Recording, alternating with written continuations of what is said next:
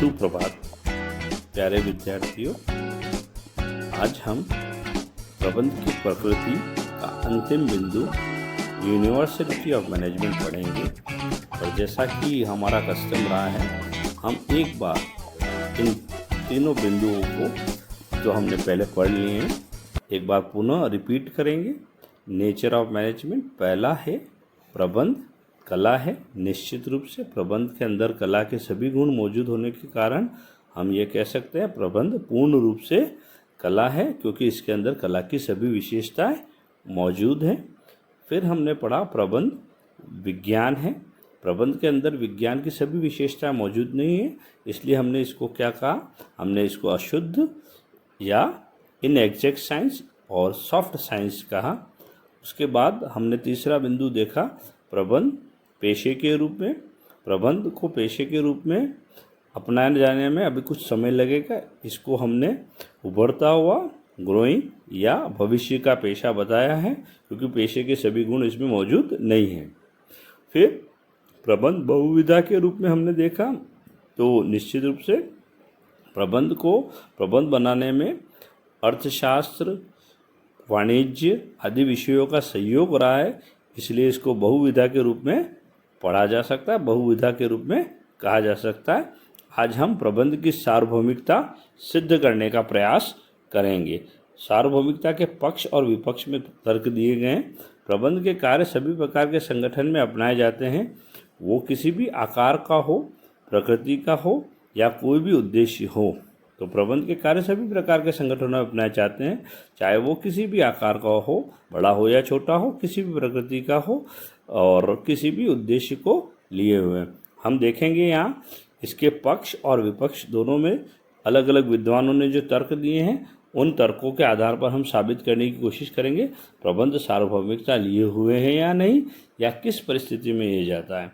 चलो देखते हैं प्रबंध के सार्वभौमिकता के पक्ष व विपक्ष में तर्क। तो सबसे पहले हम देखते हैं प्रबंध की सार्वभौमिकता के पक्ष में विभिन्न विद्वानों ने क्या बातें कही। तो देखें प्रबंध के सार्वभौमिकता के पक्ष के तर्क। तो सार्वभौमिकता के पक्ष में तर्क सभी संगठनों में लागू है, सभी स्तर पर समान कार्य। और तीसरा, प्रबंध की ज्ञान का हस्तांतरण संभव है। इसके पक्ष में जो विद्वान हैं उनके नाम निम्नलिखित हैं। थियो हेमन, जेम्स, फेयोल, टेलर आदि इन विचारकों ने इसका समर्थन किया है। और किन आधार पर किया है, अब हम वो देखते हैं। पहला, सभी संगठन में लागू। प्रबंध के सिद्धांत सभी प्रकार के संगठन में समान रूप से लागू होते हैं, फिर चाहे वो किसी भी आकार के हों, प्रकृति के हों या किसी भी उद्देश्य के लिए बने होते हैं।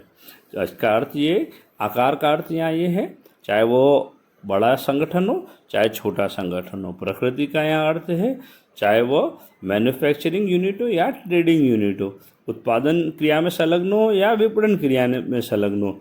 और उद्देश्य का अर्थ है चाहे वह एक लाभकारी संगठन हो या गैर लाभकारी संगठन हो। सभी प्रकार के संगठन में प्रबंध के सिद्धांत, प्रबंध की विचारधारा समान रूप से लागू होती है। इसलिए यहाँ पे यह कहा है प्रबंध क्या है, सार्वभौमिक। अब हम दूसरा बिंदु अपन यहाँ देखते हैं। सभी प्रबंध की स्तर पर समान कार्य।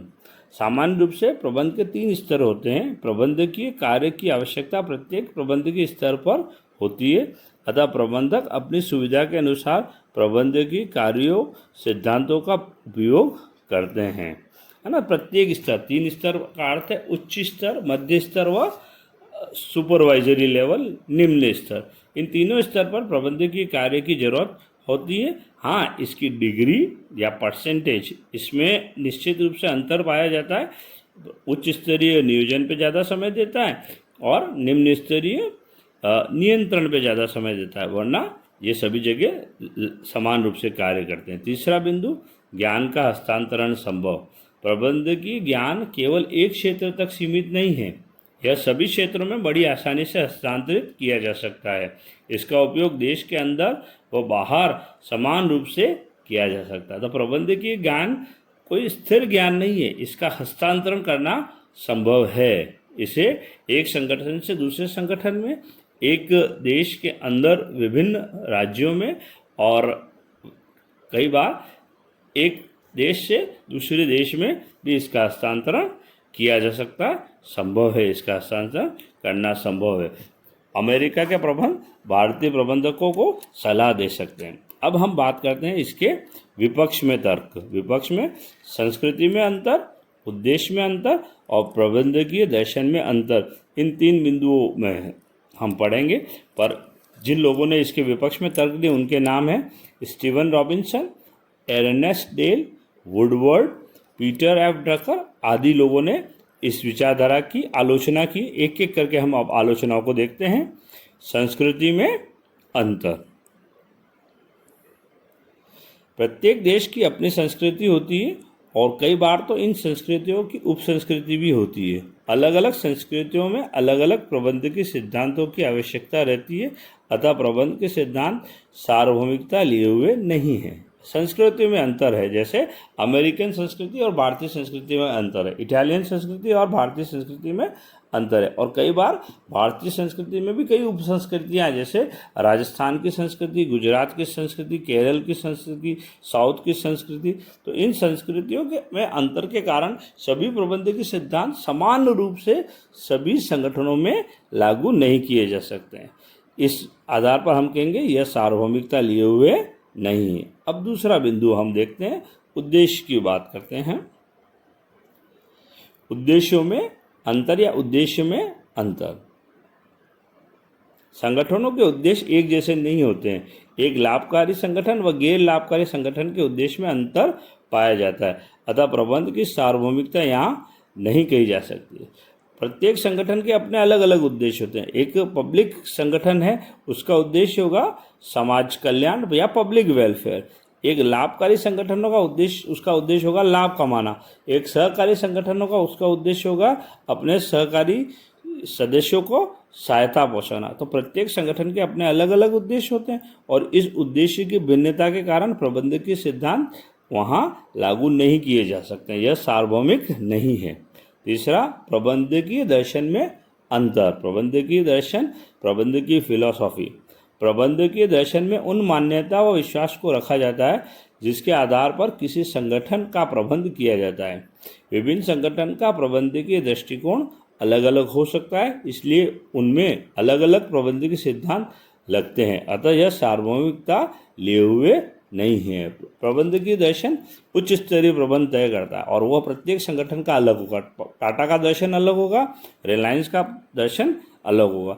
जब इन लोगों का दर्शन अलग होगा तो एक जैसे सिद्धांत वहाँ लागू नहीं किए जा सकते हैं, और जब एक जैसा नहीं है तो हम इसको नहीं कह सकते हैं कि ये सार्वभौमिकता लिए हुए हैं।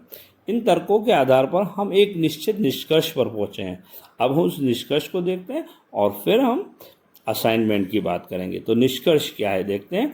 पक्ष व विपक्ष के तर्कों के समझ लेने के बाद यह कहा जा सकता है कि प्रबंध के सिद्धांत सार्वभौमिक तो हैं, परंतु इनका उपयोग परिस्थिति देखकर करना पड़ेगा। इसी कारण इन्हें उपयोग करते समय प्रबंधकों को अपना विवेक इस्तेमाल करना पड़ेगा। प्रबंधकीय सिद्धांत क्या है? परिस्थितिजनक हैं, सिचुएशनल हैं, और इनका प्रयोग करते समय एक व्यक्ति, एक प्रबंधकों को अपना विवेक इस्तेमाल करना पड़ेगा। इस विवेक के आधार पर वो तय करना पड़ेगा कि कौन सा सिद्धांत किस जगह सटीक और सही लागू होता है। इसलिए ये सार्वभौमिकता तो लिए हुए, पर परिस्थितिजनक होने के कारण अलग अलग परिस्थितियों में अलग अलग प्रबंधकीय सिद्धांत का उपयोग करना पड़ेगा। और ये कौन करेगा? यह एक प्रबंधक अपने विवेक, अपनी बुद्धि कौशल, अपने अनुभव के आधार पर करेगा। अब हम असाइनमेंट की बात करें। गृह कार्य। प्रबंध की सार्वभौमिकता के पक्ष में कौन कौन विशेषज्ञ हैं, सूची बनाइए। संस्कृति में अंतर प्रबंध की सार्वभौमिकता में प्रमुख बाधा है, समझाइए। प्रबंध की सार्वभौमिकता के पक्ष में तर्क दीजिए। मुझे आशा है आप ये गृह कार्य समय पर कर रहे होंगे और समय पर करके मुझे देंगे। Take care, goodbye, complete your assignment on time, goodbye, take care.